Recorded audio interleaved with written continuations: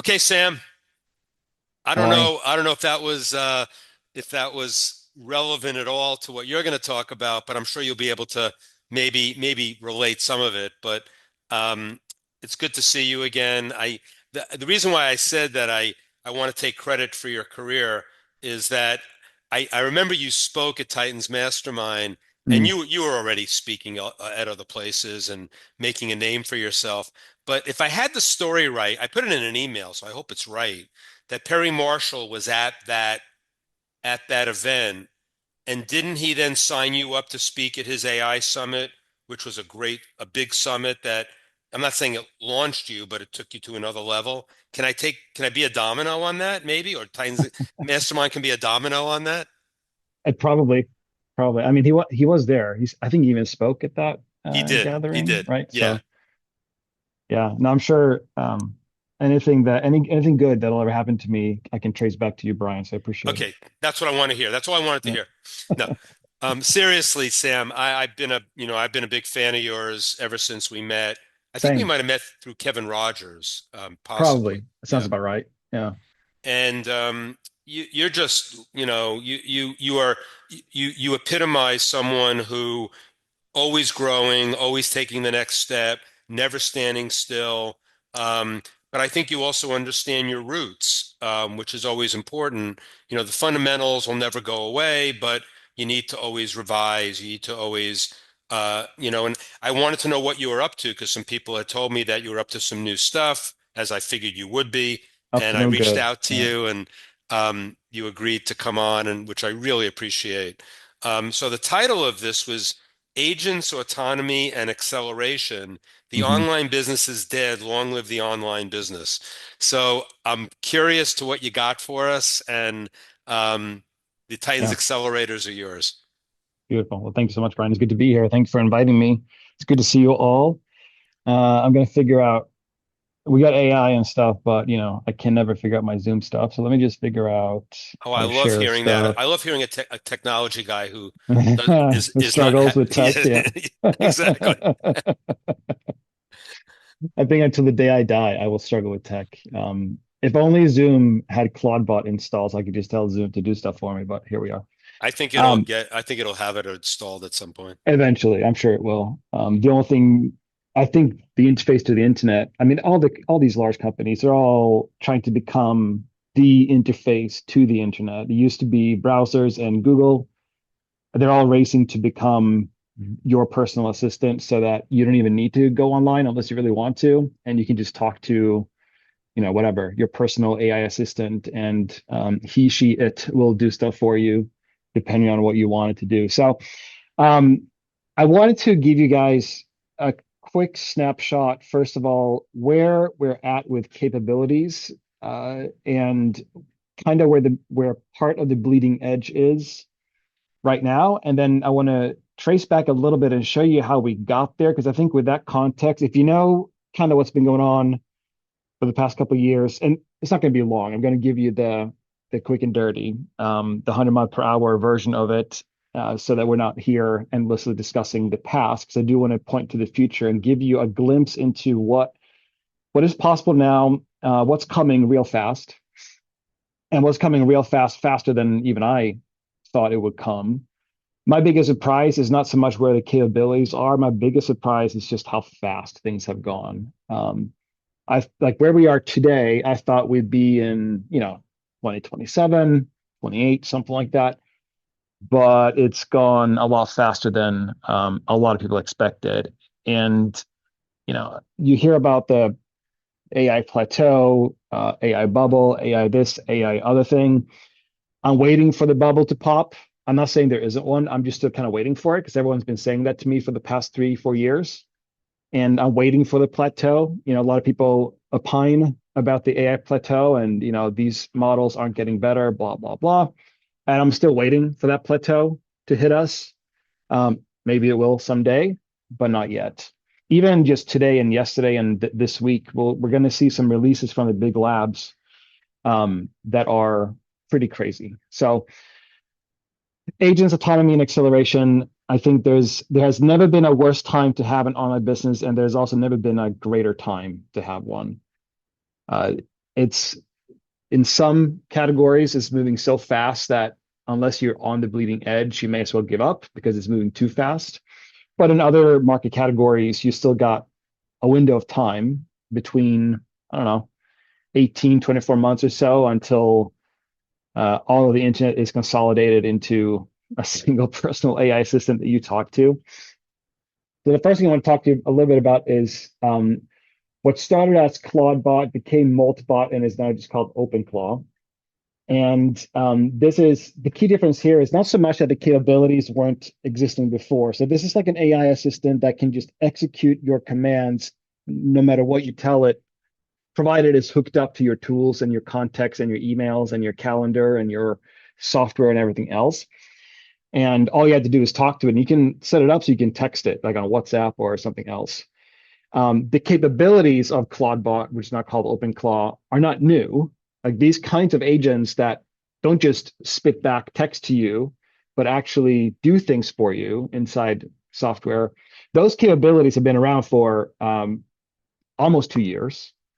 It has just been cumbersome and complicated to build all that stuff out. It would just take time, effort, experience, all that stuff. OpenClaw is still not like today. It's not super easy to set up. You have to have some. You have to be willing to get technical, not super technical. But you have to be willing to touch tech to some degree. A lot of people just don't want to do it, and so to those people, I get it, and I say just wait a couple of weeks, and someone will have made a super easy one-click install of this. And if you give it access to your email, calendar, Google Drive, if that's what you use, files, other software platforms, social media profiles, whatever you give access to, it can now do things inside those platforms. As opposed to if you go into ChatGPT now, maybe if you hook it up to Google Drive, it can do things in a Google Drive document. But the capability of doing things has been so far just out of reach for most ordinary people who aren't doing this stuff and building things, right? So, like my company and I, we used to essentially build OpenClaw stuff for companies, so assistants inside companies to do things, and it just took time, engineering, effort, coding, connecting things. Now, for you to have the capability of OpenClaw, maybe say a year ago cost you like 200 grand, maybe take a bunch of months and just take a lot of effort. Now, if you're willing to get technical, you'll have OpenClaw up and running in less than an hour, and it'll do things for you. And by doing things, I mean literally anything you tell it to do that is within the reach of its capabilities and access. So like you can say, hey, well, what are the 5 most important emails I got yesterday? And it'll tell you what those are. And then you can say, okay, write a draft response to all of them, and it'll do so, and then show you the draft. And then you say, okay, great, I approve this one, send it. This one, change this to that, and then send it. And so within 5 minutes of talking to OpenClaw, you'll have your whole email triaged and handled, and email sent, and all that stuff. And then apply that to, let's say, your email marketing platform. And you can say, hey, like, what are the best top performing emails from this campaign I did 6 months ago? And it'll say, email number 2, 5, and 7 were the best ones. And then you can ask more probing questions, like, why do you think that is? What is it about those emails that made them perform well? And OpenClaw will tell you why. It'll analyze it, and it'll be accurate because it's connected to your metrics and your context and everything else needed for someone to make an accurate assessment as to why those emails were well performing. And then it's okay, I'm thinking about running that campaign again. Revise all the emails and come out with new subject lines, come out with new hooks, angles, topics. The offer is the same. Write the emails, and it'll go and write the emails, and it'll tell you when it's done, and then you review and you approve or change, and then you can just say, okay, good. Now go and set up the email campaign inside whatever it might be, HubSpot, Infusionsoft, which is called Keep now, I guess, whatever it is, ActiveCampaign. And then OpenClaw will go in and set it up inside the platform, tell you when it's done. And if you want to review before it goes live, you can do so. But you can also just trust it if you want to trust it, and just assume it's all good. And then it's live, right? So what previously took maybe 2 or 3 humans to do that whole thing, right? to do what I just described. One human, two or three, four humans, whatever, however many. And it would take, I don't know, a week or of dedicated work, maybe longer, maybe shorter, depending on just how complex we're talking about. That's all done now in less than 30 minutes. Apply that to everything you're doing online, marketing, ads, sales, like whatever. What used to take a bunch of humans and a bunch of hours and days or weeks, sometimes even months, can now be done within hours or at most a couple of days. And truly, it can be done while you sleep. Because these Claude bots, as they're called, and CloudBot is not the only one. It's one framework out of many, right? I'm just using it as an example. They just run autonomously overnight if you want them to, or it can run for a few days, and then you say, okay, do this work. Tell me if something goes wrong. If not, talk to me on Friday.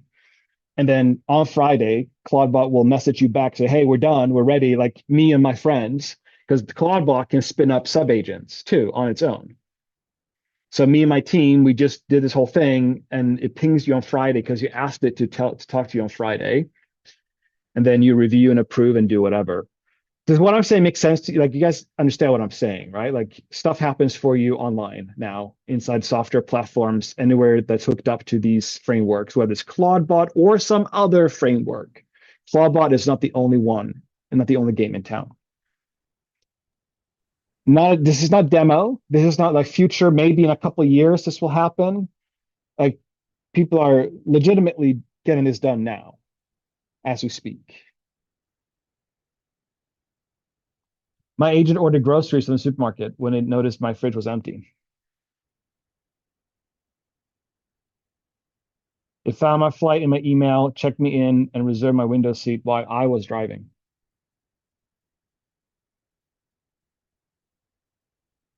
And the use cases span from the most mundane stuff to like ordering new seeds because I want to plant my garden in a few months, all the way to like improve my ads, make me money, and then it does.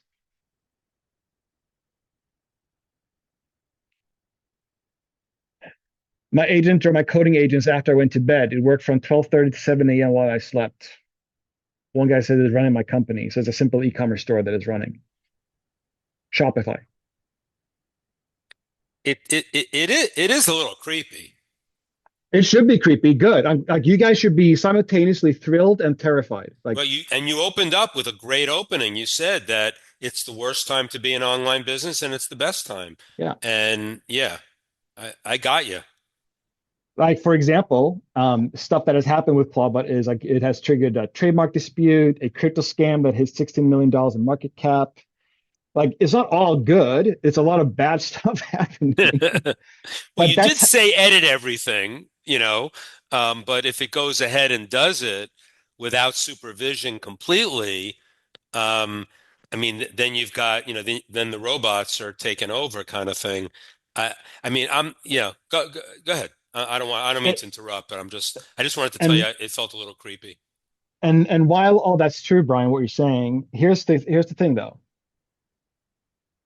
How do I explain this without sounding like shit's about to hit the fan? Excuse my French, German, No, say and it because I Polish. think it'll get people excited and ask questions, which will We be are good. not far away from fully autonomous small online businesses. Not far at all, because I all the believe human that. supervision that's happening gets recorded, all your decisions, all your choices, etc. With enough of that history logged, you can have an agent then act as you because it has access to your prior decisions and the way you decide things and how you think. Hmm. I'll show you an example in a little bit. Like, my company, we have our own projects. So we have our own e-commerce stores, we have our own newsletters across, different markets. Um, one e-commerce store and one newsletter business that is making money through ads and affiliate. They're running autonomously at this point. They're running on their own. And we have a human check the work, as in not interfere and not change things, just check the log to make sure no one is getting killed, and no bombs are being set off. And the human, 2 times a week, checks the log to make sure it's all kosher. And it is, and it's working. And so it's very simple businesses, right? They run on Shopify, newsletter platforms. So we're not talking about complicated stuff. We're talking about very simple stuff. But the hard thing is to get a simple thing working. But once you have a simple thing working, it's not inconceivable that you can scale it from there. How like There's a go ahead. question in the chat. Do you want me to wait for questions until the end or Yeah, let me I'm conscious of time, so let me get through a couple things first and then I can circle back to questions. I want to make sure I get to some of the things I yeah, want to show okay. you, right? So I'll just do that real quick. Eric, save your question. I Yeah. like that question. So like it might feel like magic, look like magic, smell like magic, but it's really not. Like we're seeing the convergence of six or seven really core trends that are now all coming together in this moment in the past year. It used to be that all your stuff lived in silos. You had a platform here, platform there, customer records here, payment processing over here, and maybe you connected them through API, but it was all kind of existing in siloed, separate places. So there was a unified context. Like that has largely been solved. Um, what your system don't know used to kill your business, right? So you had a support customer agent, like a real one, with Zendesk tickets. But what that person usually did not see was things like customer LTV, purchase history. The media buyer usually did not see support tickets, post-purchase quality. And the data analyst, as in humans, like everything was just separated and siloed. And so people had limited access to context information and data, which meant that it was hard to really connect the dots and turn it into a unified system with unified context and unified understanding and insight and visibility. That's no longer a problem. You can essentially run your business through a command center. And I'll show you more about this in a second, but I put together a simple demo, which I'm going to see if I can just squeeze the screen together a little bit to make it more legible for you guys. Um, my company, a bunch of our clients essentially run our businesses through a command center that has agent workforce in the middle. Notifications come in.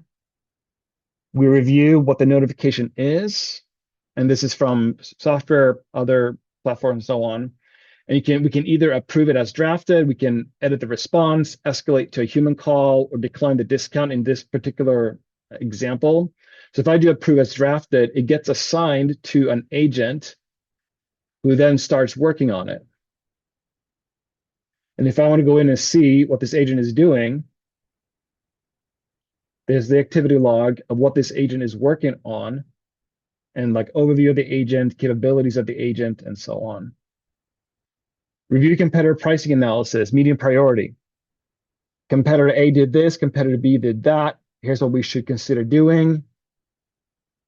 I can request a deeper analysis if I want. I can acknowledge the insight, and then the research scout agent will act on it. Stuff happens, right? Content repurposer is idle right now, awaiting the next task. The research scout is now working on what I just asked for. Churn risk alert, right? The customer success detected that Morrison Tech had a 60% drop in platform usage over the past few weeks. So it's a risk that this customer is going to churn, as in cancel. Let's schedule a check-in call, or let's send a health check email, alert the account manager, right? Let's do that, and then an agent will go and do stuff. So where we are now is that any business can have a command center, something like this, with agents hooked up to your platforms, the stuff you do, the things, all the things you're selling, doing, whatever.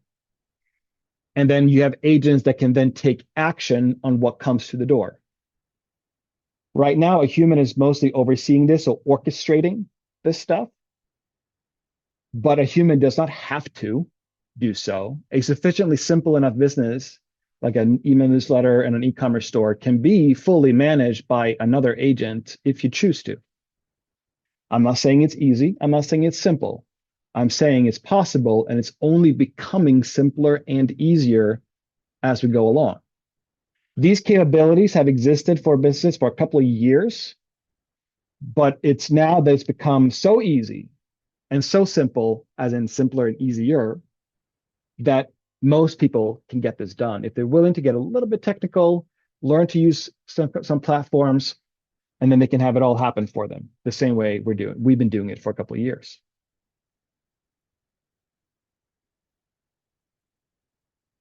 Let me just change that back a little bit so we can keep going.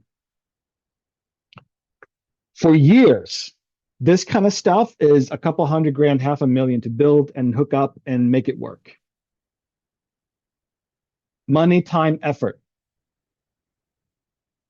Now, this is like code you can download for free and have someone build for you for like 10 grand or something at most. And there are already platforms that'll offer this kind of functionality without you doing anything other than logging in, connecting to your platforms and your tools, define what agents you want to run, and then you pay a monthly fee to have the platform exist for you.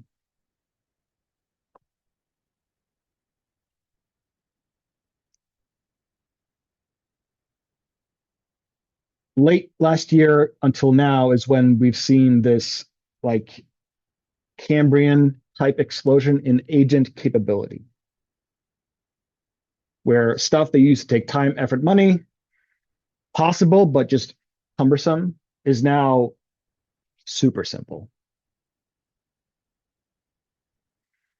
Anthropic and OpenAI are the ones that have really made it possible because they've released tools that are sophisticated enough that if you're willing to put in a couple hours to learn how they work, then you're good to go. Like, I'll show you this. I did this, I posted this on X the other day. So Claude Cowork is just Claude Cowork app on my computer. It's like running Claude locally on my computer, right? So it's nothing fancy. I pointed to my swipe file folder, like 74 gigabytes, 15 years of ads, transcripts, videos, images. Like I stopped trying to organize it many years ago. I just kept collecting. Truly all I said was, here's my folder. I need these organized. Take a look. Tell me your plan. Claude Cowork thought for like 5 minutes, analyzed everything, gave me a plan. All I said was, it suggested by types, like Facebook ads here, sale pages there, split them up by type. I said, no, let's do them by theme and niche instead. And it said, okay. And then in less than 20 minutes, all 74 gigabytes were accurately organized according to my specifications. And then it created an index file on its own. I didn't ask for the index file.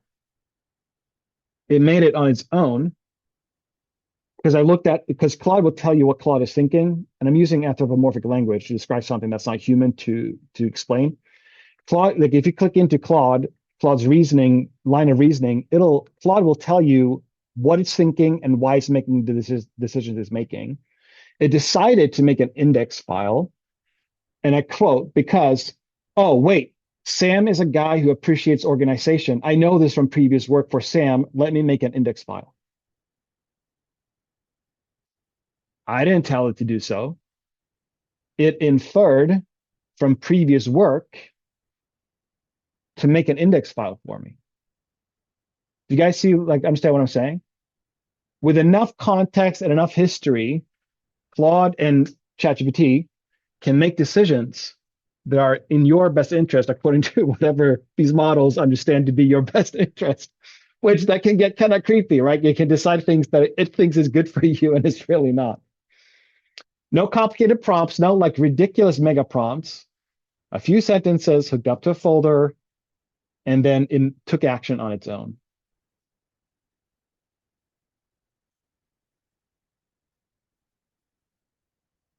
With one prompt, it made a complete racing game that's fully functional and usable for anyone to play with.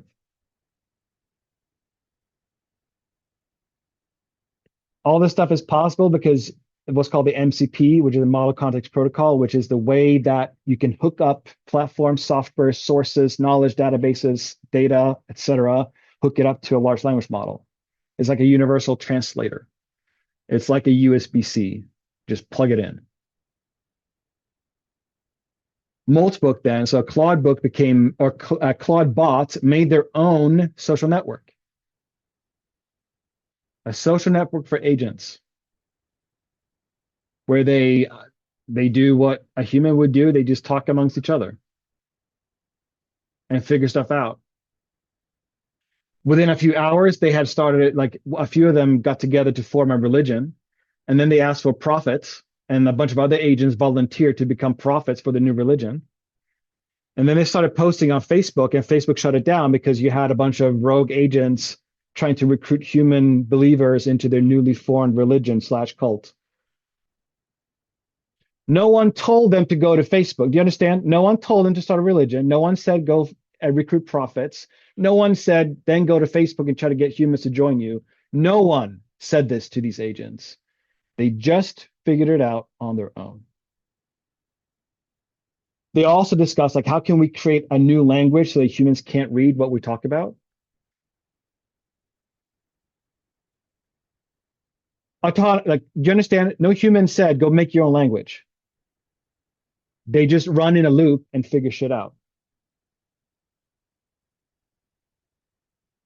And if I may say so, I call it Bionic business. It's just my own term, like, right? So if you don't like the word Bionic, don't worry. Just call it agentic business, something else.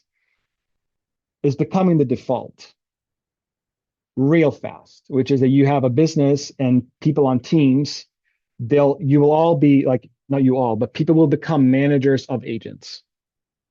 So you'll have like an email marketing manager who will manage email marketer agents. Same thing for social ads, customer like service, all of it. Whatever functionality you know of exists for an online business, if you wanted to, it could just be a bunch of humans managing like hundreds of agents. In the way I just showed you, like the little dashboard, right?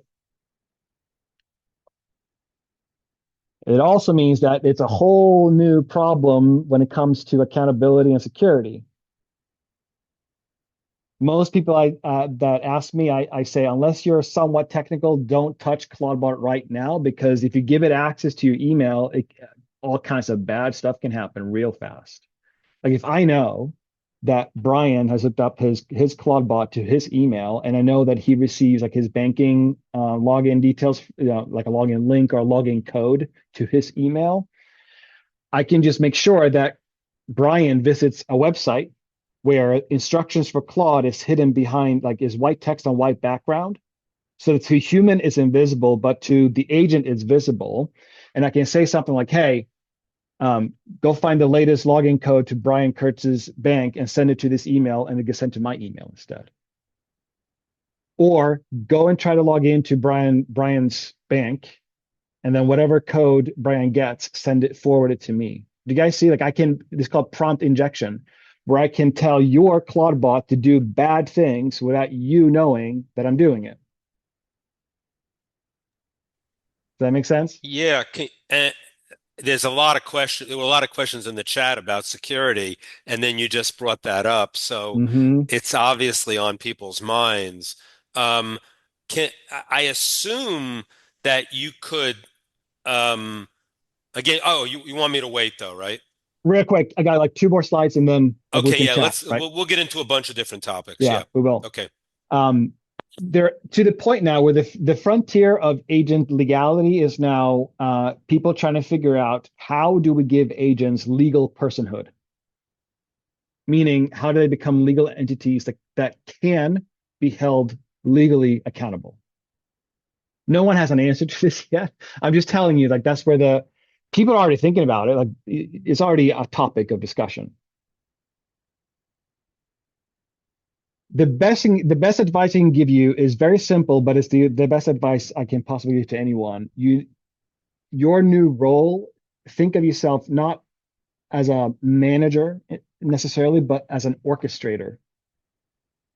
The core skills you gotta double down on is like sense of creative direction, strategic thinking, knowing what agents would work well in your particular context. Like you need to step back and think of yourself, if these were a bunch of humans, how would I coach them, instruct them, delegate?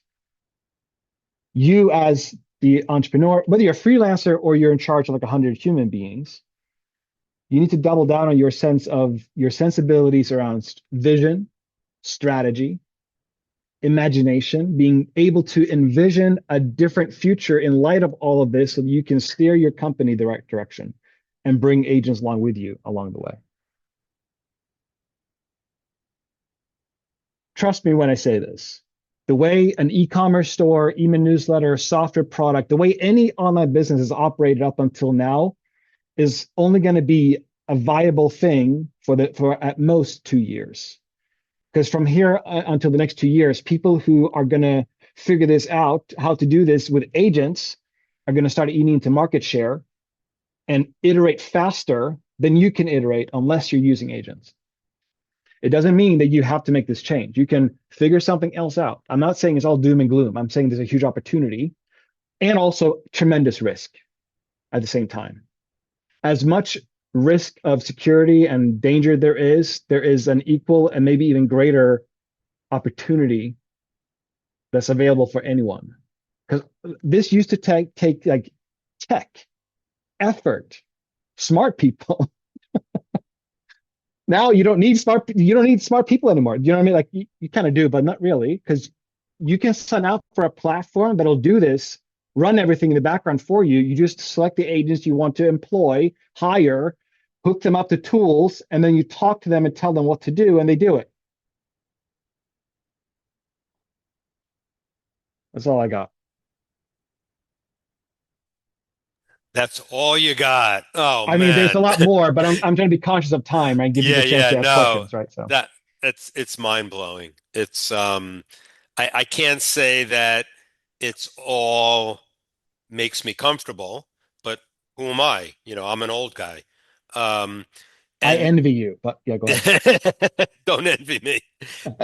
But and if you get access to my bank accounts, you still won't envy me.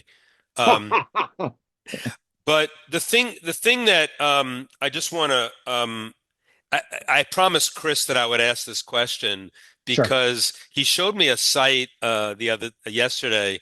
I think it was Yeah. rentahuman.com, Yeah. and it's the opposite, right? That was like anything that um, OpenClaw can't do that Yeah. only a human can do, like sign documents or something. Mm. Um, and I was fascinated. He just showed me a couple of screenshots. Is that where we are? Like, Yeah, we are. that It's is real. And it's agents hiring humans. Do you understand? An agent goes, oh, right. this is something I can't do. I need to hire a human. Let me go to this website, create a job posting, and then vet and filter human candidates applying for the job. And there were price points like to sign a document. People Yeah. like bid like $5, $10. It was Yeah. I mean, I said to Chris, stop sharing your screen. I couldn't deal with it. No, but seriously, it was, and the fact that the bot was, I mean, the bot was showing some humility, which is Yes. unbelievable, right? So Yeah. that also blew me away, that And let me tell you real quick on that note, you can give your agent what's called a soul, SOUL document, mm, which essentially emulates a description of what a human soul could be. And so you give that document to the agent and it'll act according to and in alignment with whatever soul you've defined for the agent. Does that make mm, sense? yeah, unfortunately, it makes Yeah, sense. exactly. Unfortunately, it makes sense. Um, God. All Yeah, right. Look, we have a bunch of hands up. Let's get some questions, get some more discussion. yeah. Thank you, Sam, for Of sharing all of that. course. I know you Of didn't course. come on to scare everybody. You didn't come No, on. I know your MO. You're basically out there, digging. I'm And trying to give you guys the reality of the situation because only if you know what the reality of the situation is, can you make clear-headed, level-headed decisions about what your life is going to be all about from here on out. exactly, exactly. Well, I just want to confirm one thing you said, though, that I think you said using, I guess, Claude for this type of thing, Mm. and giving it access, you would not recommend that No, not for right now. most people, right? Not right now because the security flaws are still too big. So that if you don't know what you're doing, you're exposing yourself to a lot of risk. I say anyone who's not technical or even well versed in all this, just wait a couple of weeks, maybe a month. People are working on that problem specifically. So just wait less than a month and someone will have a platform that you can use that is locked up and buttoned up and has mitigated the security risks. Yeah, I don't want to be first on that anyway. I don't Yeah, want to be last, but I don't want to be first. yeah, Um, exactly. but I think that's sort of an Uber comment on a lot of the the stuff in the chat about security. But Yeah. if anybody has more questions about security, by all means. So let's get the questions. A lot of hands up. So you definitely woke up the accelerators. So that's good. Jonathan. Okay, so my question was with like the inevitability of this. Mhm. I would like your view on thinking. So we have a very personal business, right? So when I hear Mhm. you talk, I think I don't want to integrate it into our business, but I wouldn't be opposed to starting a separate business and letting Sure. people know this was a digital version of us. Yeah. So, how would you, because we started our business people first, kind of like on different principles, I guess. So, if Yeah. I'm starting an AI forward business, what Mm. does that look like? How are you thinking about that? What are like the fundamentals of building something like that to supplement our in-person business? What, real quick, what is your business? Like you sell what to who? We do relationship work, trauma Okay. work to people that are struggling with X thing in their life. Sure. Okay. Um, so the key thing is, and maybe you guys have heard this term, AI native, AI first, blah, blah, blah. A lot of corporate speak, right? Mhm. The one thing to take away is that if you go into any kind of AI version of anything you're doing, which I would recommend in general, you don't have to bake in agents and AI into the core of your business unless you really want to, but you don't have to. You could start it off as a subsidiary sub kind of version of some part of your business. Like you can break out something in your core business that can become an AI version of it. The way to think about it is what you need. So because the space has moved so fast, people have wondered like, what do we actually latch onto and what do we double down on with AI, seeing as it's moving super fast? At this point, the answer for the next at least 5 years is super clear: agents. Okay. Mhm. If I was to do anything AI and I can only do one thing AI for the next 5 years, I would triple down on agents because they've become a standard. They become a ubiquitous enough, capable enough that all the major labs are doing it and giving you agent capability. So I would think of how do I what in my business can become an agent driven smaller version, different version of what we're doing that can serve people. And in your business, your category business is tricky because you have AI therapists, AI relationship coaches, Mhm. AI anything that has to do with human connection. And there will always be a humongous number of people who will go for something like that as opposed to talking to a human being. Yeah. There will also always be, to the end of history, a bunch of human beings who will only want the human version of whatever it is. So no one in any business is screwed. I don't do the doom and gloom. I don't tell you that, unless you're doing AI, you're going to be gone in 12 months. That's not what I do, and it's not what I see. You have to look at the totality of a market. So there will always be humans preferring one thing over the other.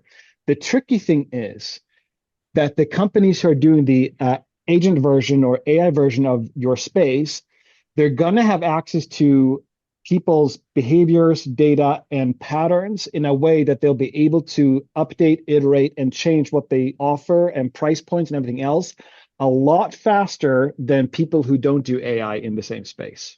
Mm. So I would explore and think, and it's too big of a answer to cover now in the few minutes we have, but I would look into what piece of my business can become an agent version that still leads people back to my core business at the end of the day. So I wouldn't offer a complete AI version of what you're doing and get yourself out of business that way. I would look at how can I make an agent version that serve people in a unique way while also sends them back to my core business. Hopefully that helps, Mm. Jonathan. Yeah, that's how I was thinking of it is like you can get so much low mid stuff and kind of ramp up Hmm. into the more boutique or in-person version. And if you don't do that, you're leaving actually a lot of data on the table, a lot of people on the table. So Yep, I appreciate that. Thank you. for sure. For sure. Excellent. Thanks, Jonathan. Dr. T. Sam, great to see you. Good Fantastic to see you as well. presentation. Thank you. My question's about healthcare. I have a former partner that wants me to go back into the brick and mortar end of that business Mm. outside of the US. And I'm thinking, I'm considering it, but at the Hmm. same time, I'm like scratching my head and saying, how does AI fitting? What is going on with AI with all of this? And just looking at these agents, just like you just told Jonathan, I could see where people would want to talk to an agent about, well, this is how I feel at night and how I feel in the morning. And then, but I could see where that conversation would need to go into a clinic or to a Mhm. healthcare professional. So the way I think about it is, I would, no matter what my business is, including e-commerce, I would make sure that I have a physical channel somewhere, somehow. That's number one. And especially in healthcare, your AI version does not have to be human facing, patient facing. You can use these technologies and agents internally in the back office for all kinds of admin work, data analysis work. Because if you're trying to serve people in healthcare, especially, access to accurate, really good medical analysis is hard to come by. And it takes Yeah, a lot of time for a human being to analyze someone's blood work, et cetera, et cetera. So you don't want to replace a human being looking at, for example, blood work diagnostics tests. You want an agent or two or three or more to run a preliminary analysis, and then a human doctor, nurse, whoever is part of that work and checks the work and informs him or herself so that that person can better talk to the human being in front of them, right? So it doesn't have to be, AI does not mean that everyone needs to have an agent talking to their customers. It could be that you have a physical healthcare something location, and right. AI only happens on the back end, and none of your patients or clients ever interact with AI. It's just something you use internally, if that makes sense. It does. It does. Thanks, Sam. Glad you were here. Sure. Yeah. Thanks, Teresa. My Ryan. pleasure. Hey Sam, what's up, man? Nice to Ryan, how see are you. you? Good to see you. It's been a while. Good. I know, right? Crazy how far things came from that first Perry Marshall.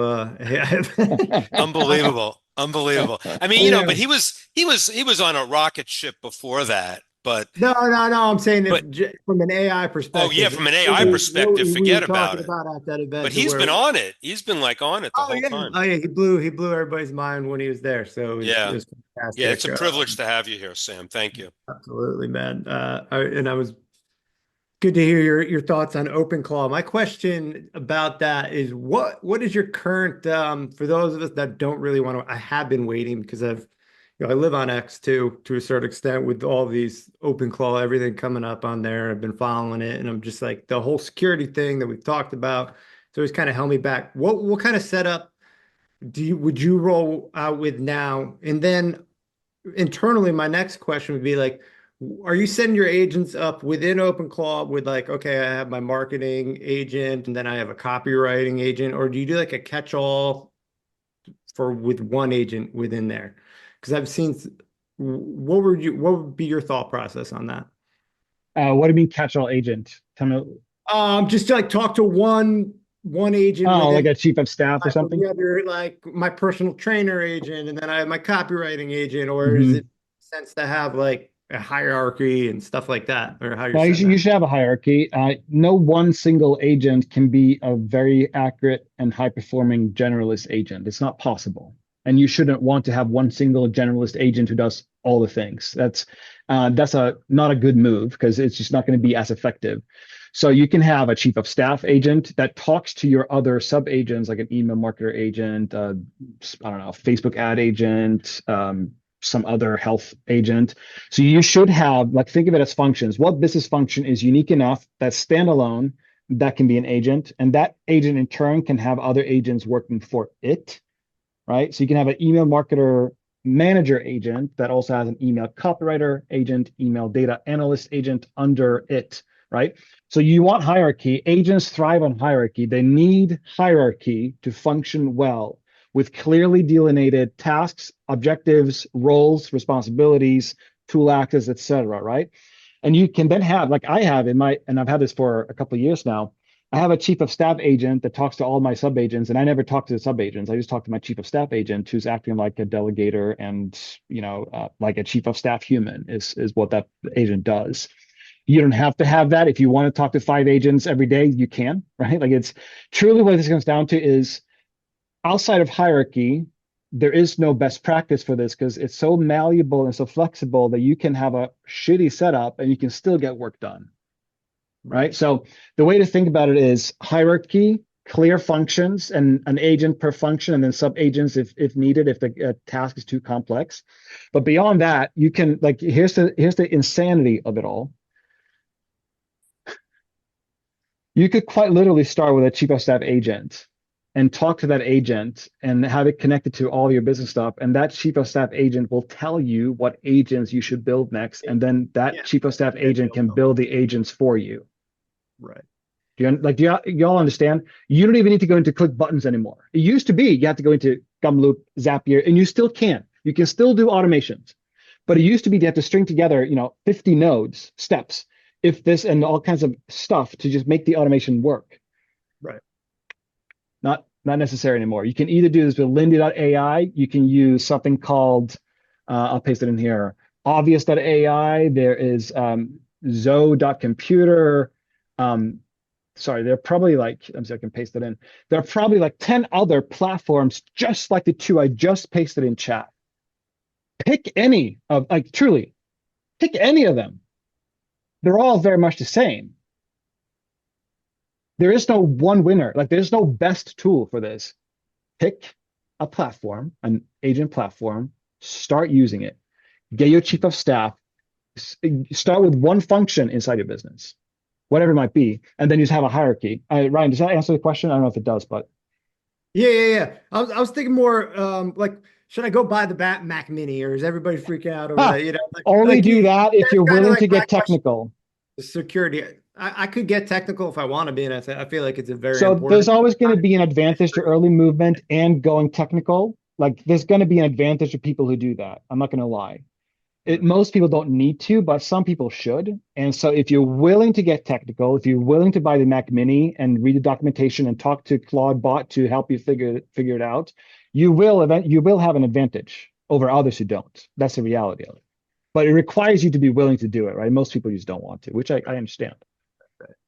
Could I get the same functionality on like an old?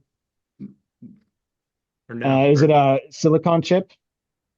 Yeah, I'll have to check the specs on it, but what would be the minimum that you think would be worth it? Minimum is M1 max. Anything less than that, don't bother. Definitely don't bother with Intel chip. But ideally, you have an M4. I think the M5 Max is coming out soon. This is a general comment to everyone. 4 years ago, whenever the M1 Apple chip came out, MacBook Pro M1 Max came out, I bought it and I maxed out everything I could on it. I invested probably $5,000 into that computer.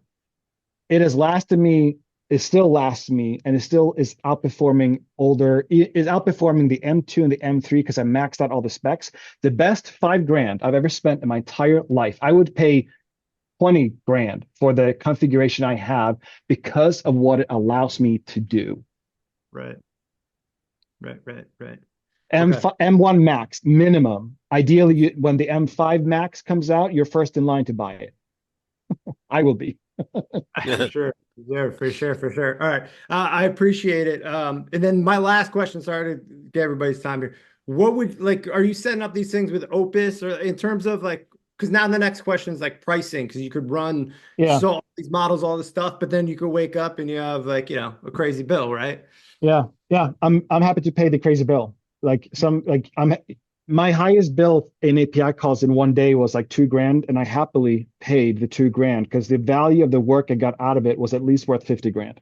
Right. So what I would say is Opus 4.5, which is expensive, is worth it, but you don't need it. Sonnet 4.5 is fine. The Codex model from ChatGPT is also really good.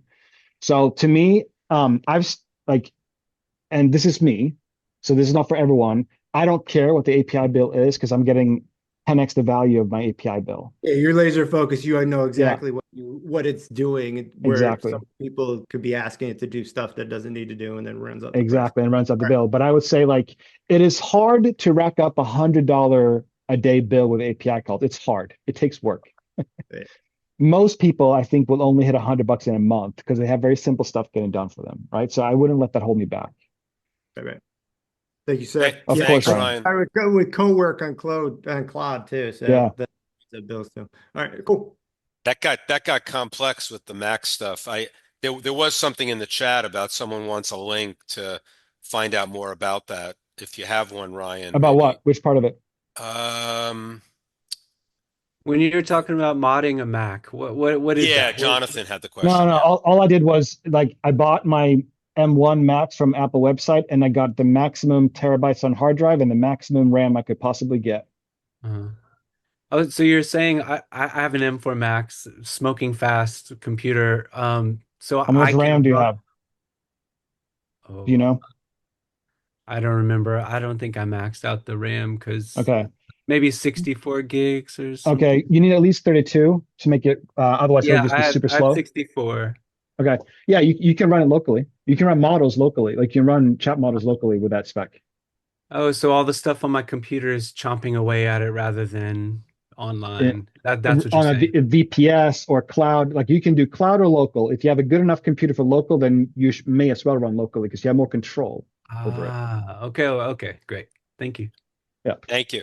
Can you take a few more questions, Yeah, Sam? of course, of course, of course. Eric. Hey Sam, been a Hello, long sir. time. I've been following you for a long time. Oh, wow. Thank you. But I had a couple of questions. Number one, your command center software, is that something that you sell, No, or is that something you put together just for you? And is it's there something internally similar for that you myself could and my recommend? team.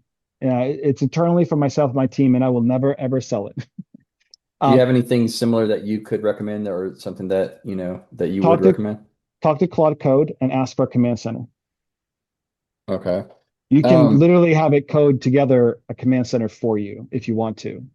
You don't even need to be okay. technical. Like you tell it, you describe how you want it to look, functionality of it. You say what tools it should hook up to, and then it'll walk you through the creation of a command center for you by asking you questions back, and then you have to go find your API keys and so on. But you can literally have Claude Code build your own command center for you if you want to.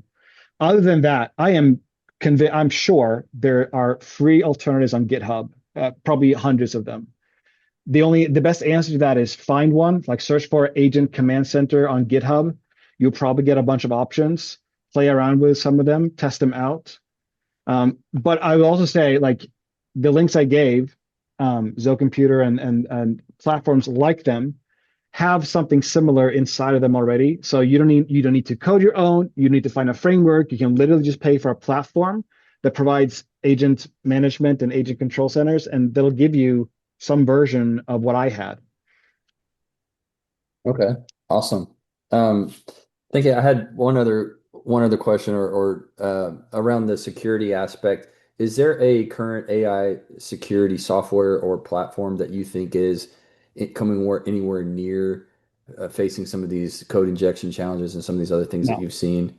I didn't no, think so. no. So The my best thing you can do is lock down ports and do right, general security hygiene. like But air so far, gap there's none. everything, right? Yeah, exactly. Yeah, Basically. And that's yeah, what I was going to say I mean, do you feel like that's a great solution? I used to be in security.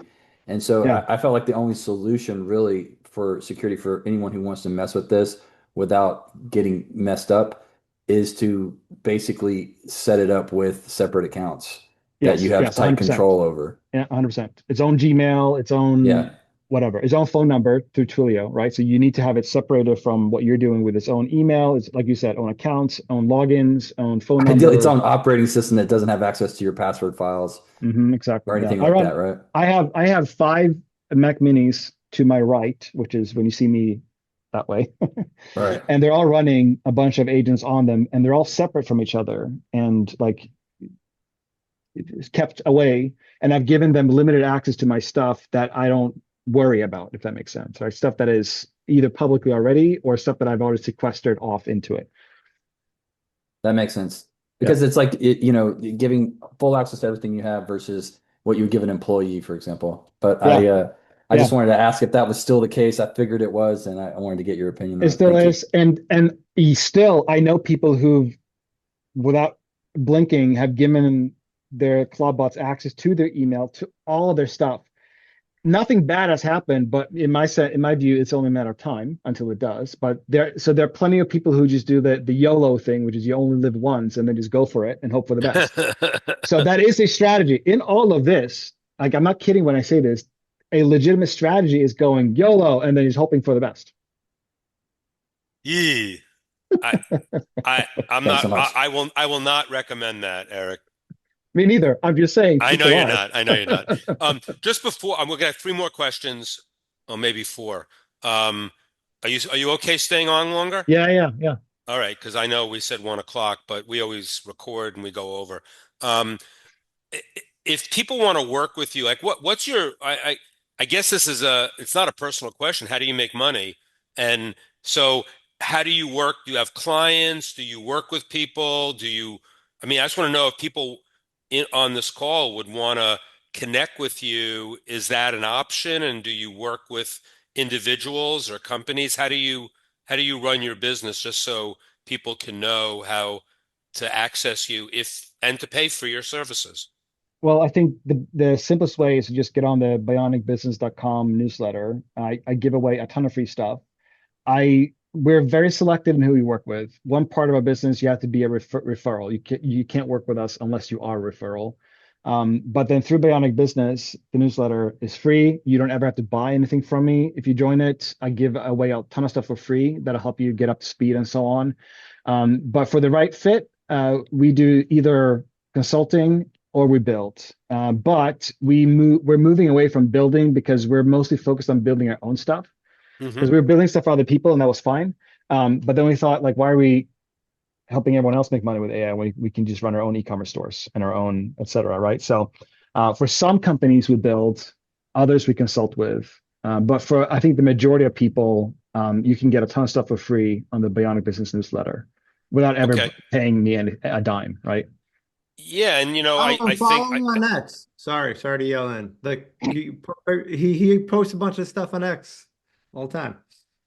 okay, but I mean you also said before that you wouldn't sell anything that you're building, which Oh tells yeah, there's me a ton of stuff that I will never sell to a single soul, and I that take it to says it my all grave. to me. It's like you don't want to rely on anyone else. You're going to No, build it. So yeah, that's that puts you in a different category than a lot of companies. So I applaud you for that.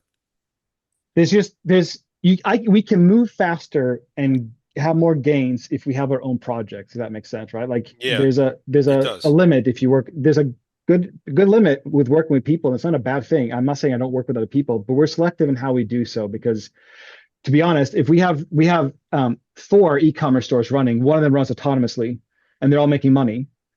So like I'm not going to build someone else's e-commerce store because it doesn't make sense. Why I would Yeah, do that? exactly. Exactly.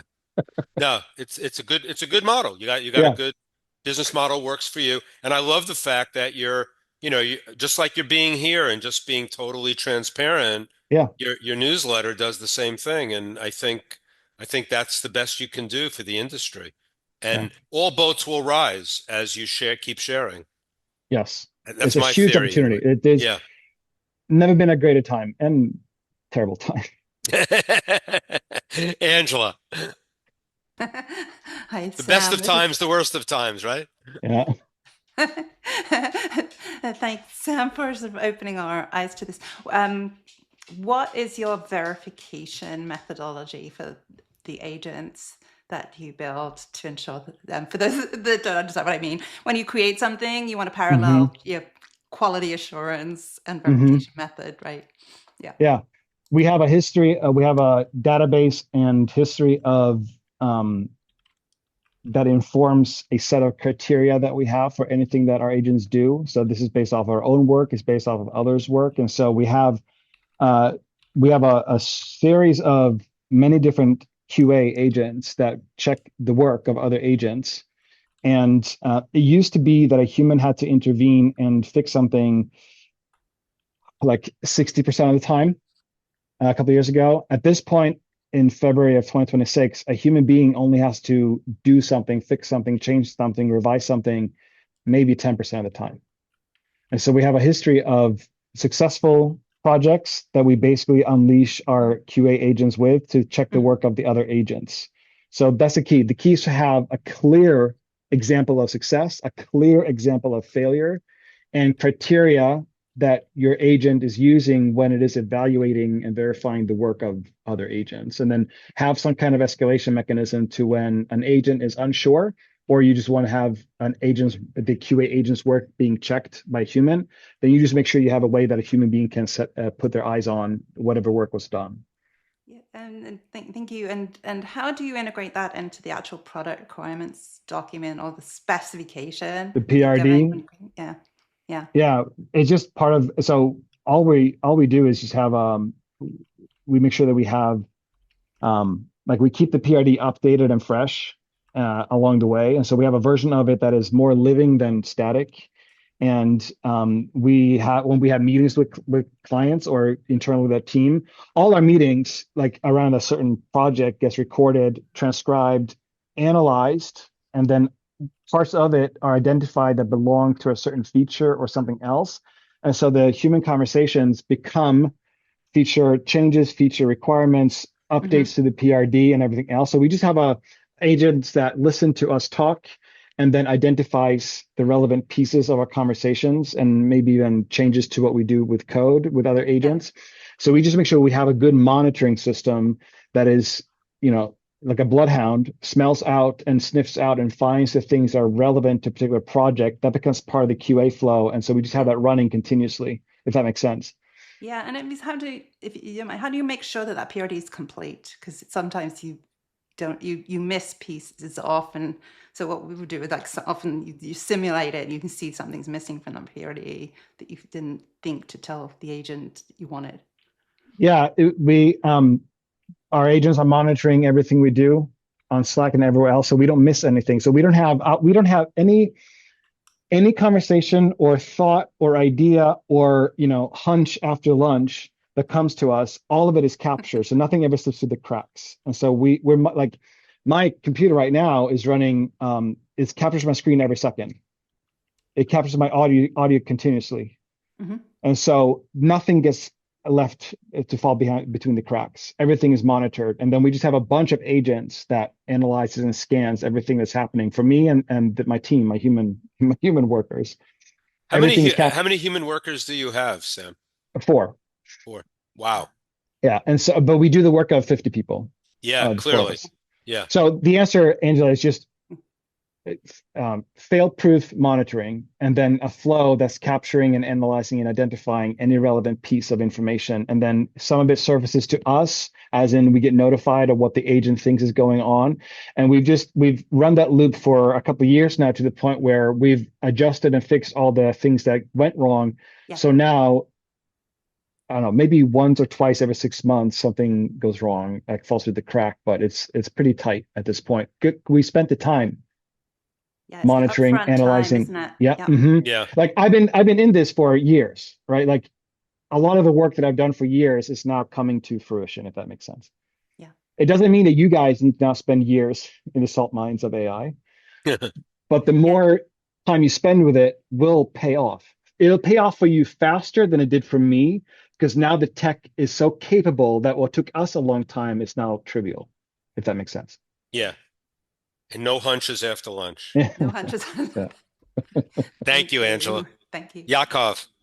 So my question is, in terms of our info businesses, people like us, like say, who run courses, trainings, like things like that. Where is AI? Where is AI going? How can it be an advantage, or like what does the future hold? And also, I guess just generally speaking, if there is going to be all the AI is going to be running stores and programs and all those different things. Let's say 10 years from now, what is it going to look like? What's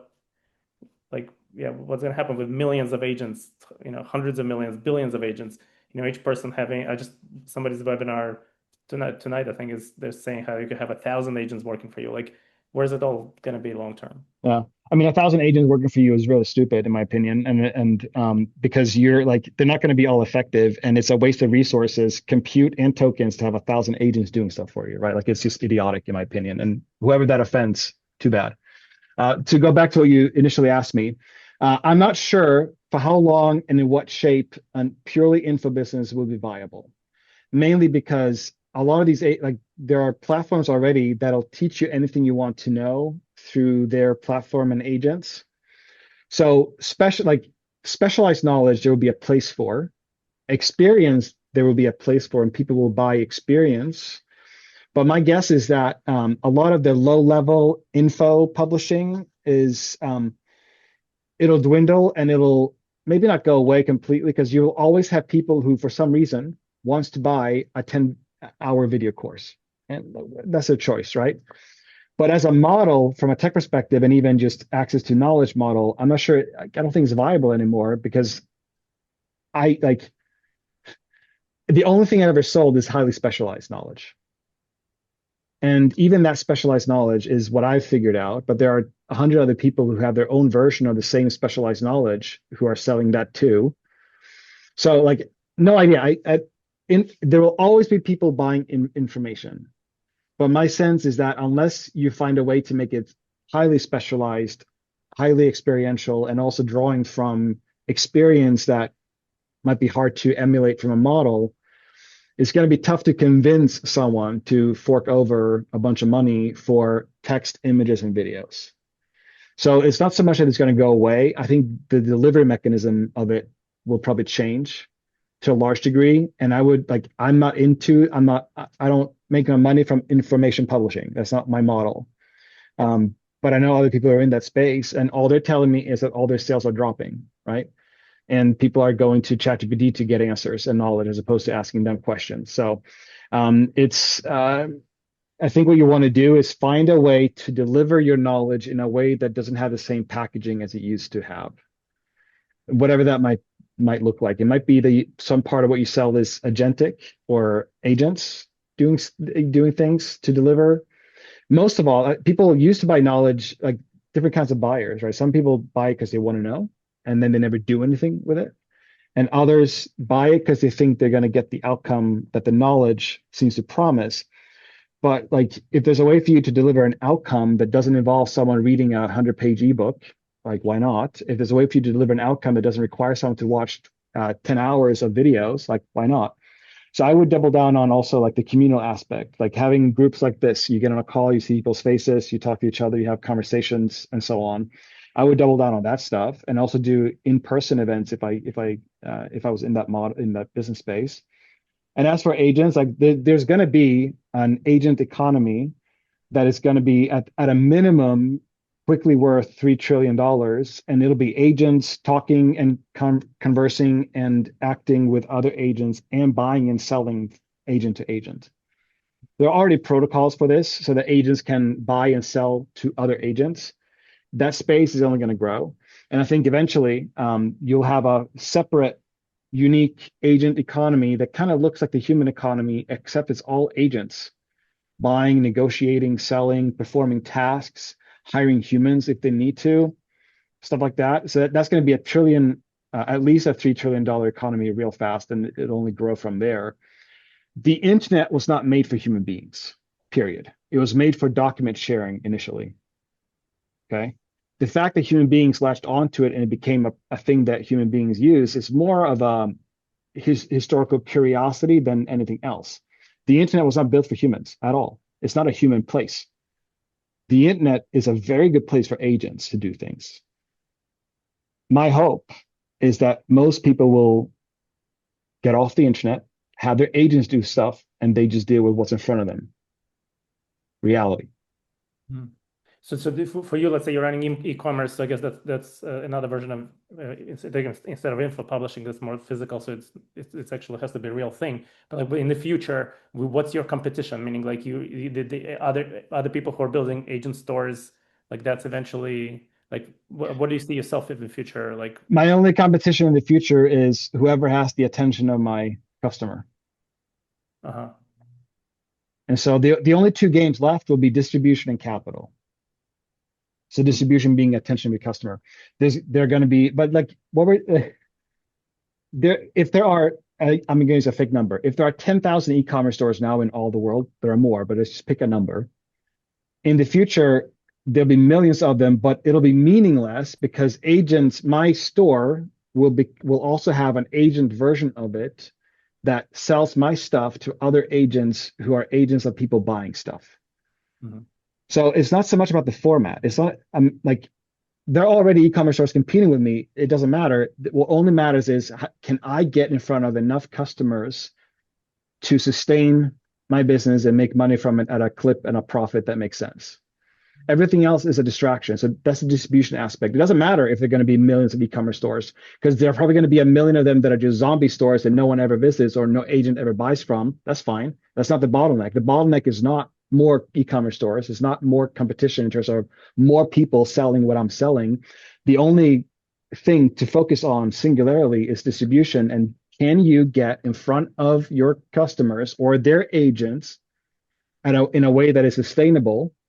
Meaning, if you pay $100 to get a new customer, will that customer spend $500, right? Or whatever the typical direct response metrics that we all Yeah, in know. a lot of ways, this is like if you break it down a little bit, you're basically saying get the most customers. Yeah, yeah, Um, but getting to them is just it's a whole it's new gonna change. game. Right, Yeah, that's the exactly. change. But the Yeah. bottom line is like people buy from the people with the best products, the best messages, the best whatevers. And eventually their agents will buy from other agents. So you will have, if you want it, a personal shopping assistant that knows what I like, knows what I usually buy, have my purchase history, and then it'll spend its days finding things on the internet from other agents or other stores that I want to buy or that it thinks I want to buy. It'll tell me, hey Sam, your cart has like 5 things in it. Do you want to buy all 5? Or do you want to you know, clear your cart? And so it's just not like things are changing and they're staying the same. Right, right. But it's a fundamental, there's a fundamental like building block there, but Yeah, it's all the new stuff is really important to know about of how it's yeah, gonna how we're gonna transact in this new yeah. environment, I think. And I wouldn't worry about competitors because the only thing I would worry about and lose sleep over is how do I get in front of as many of my customers, potential customers, as humanly agentically possible in the next 12 to 18 months, because now is the time to grab market share. Hmm.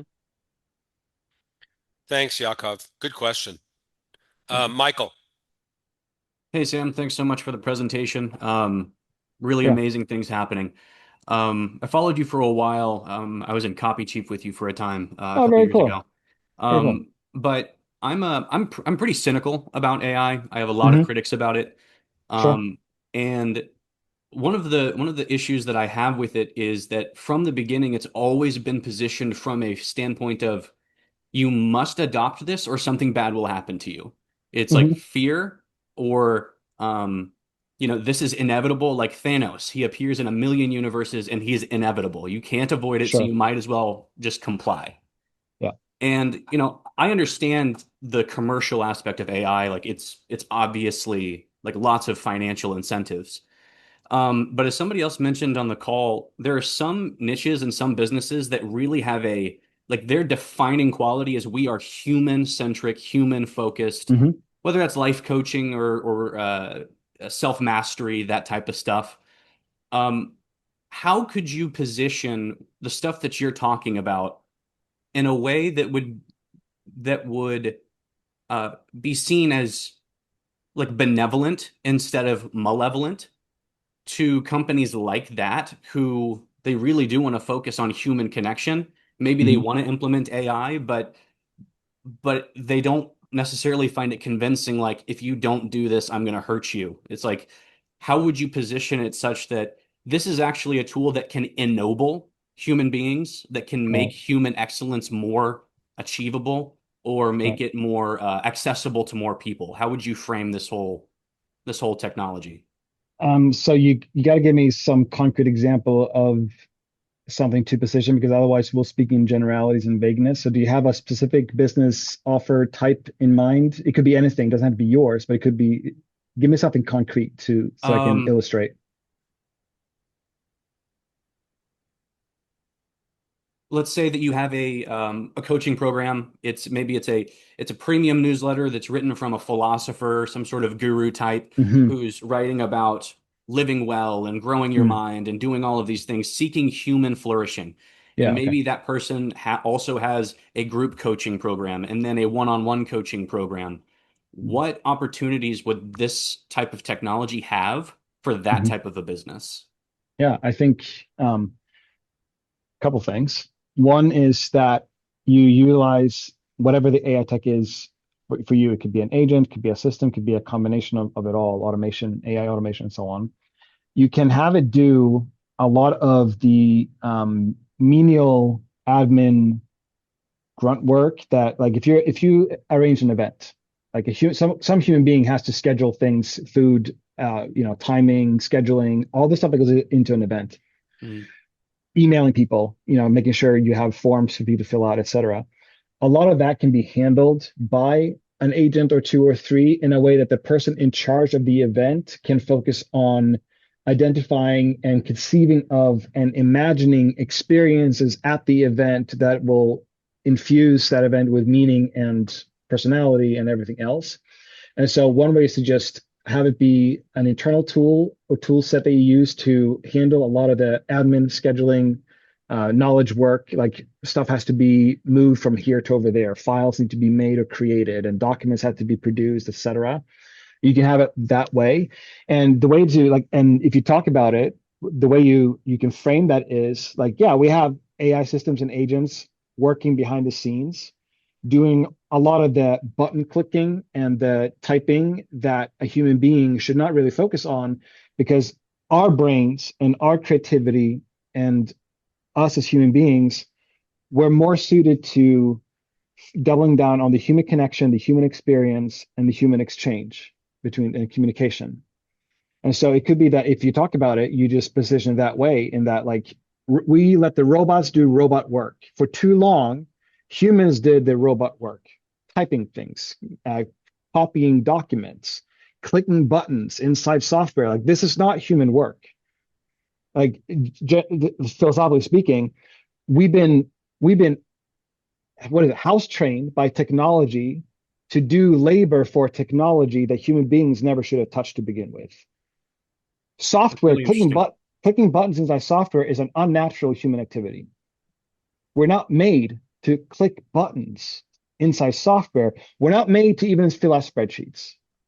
It's an unnatural human activity that up until now humans had to do, and we had to do technology on the terms of technology, and we've been house trained to think that this is work, and it's not work, right? So at this point, agents can do it faster and more accurately because it's made for software. Managing software is the best use of software.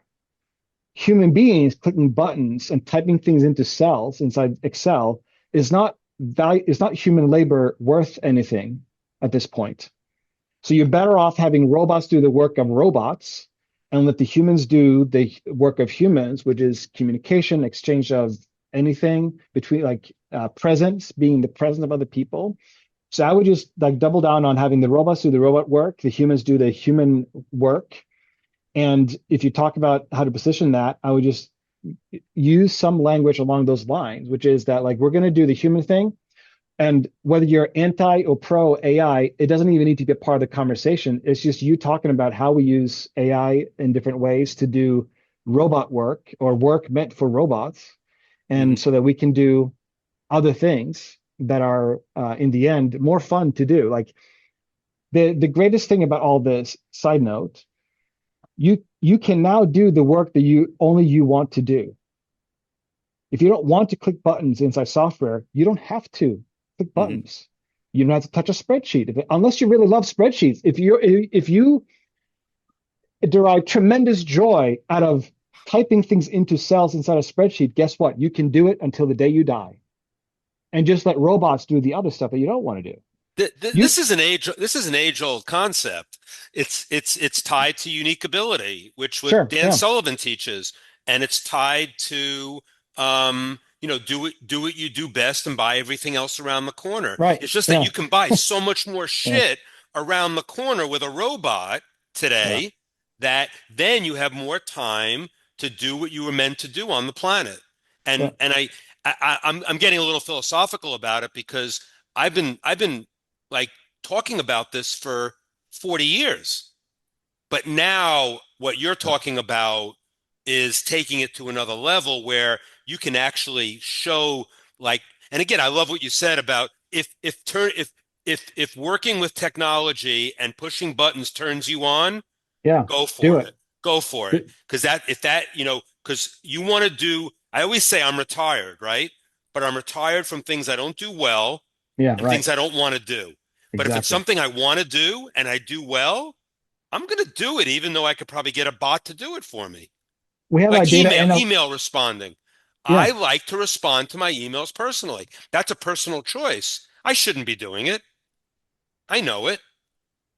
We have a data analyst on our team. She loves spreadsheets. Like she lives and dies for spreadsheets. Her happiness in life is being inside a spreadsheet 8 hours a day. She derives so much satisfaction and joy from being You're inside a not going to take spreadsheet. that joy away from her. No, that's all she does because she has agents that do all the other stuff around it. Yes, yes. This is a kind of a meta conversation, but I'm glad you brought it up, Michael. And that's exactly what I was looking for. Yeah. That was an awesome answer. Thank you, Sam. To be continued. Last question. We've monopolized Sam, and I just want to tell you how much I appreciate you. This is the only thing that matters, talking to other people. Yeah, you know what? For a guy, now that shows you where Sam's at. A guy who's living in agents and AI all day long, he wants to be with humans. So yeah, absolutely. Rob Wallace from Down Under, how are you? Good to see you. Good to see you, Brian. So what's your question? Hi, Sam.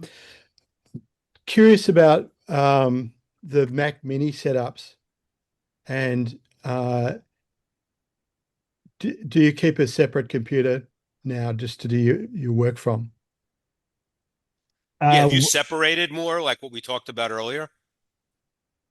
I'm not sure I'm following. So, Rob, I got 5 Mac Minis and they're all hooked up to one monitor. And so, like, I have a separate monitor for them, if that's what you're asking. Is that or do you ask something else? But presumably you work from a laptop or something that That's not the my very maxed out M1 Max that has all the gigs and the terabytes. Yes.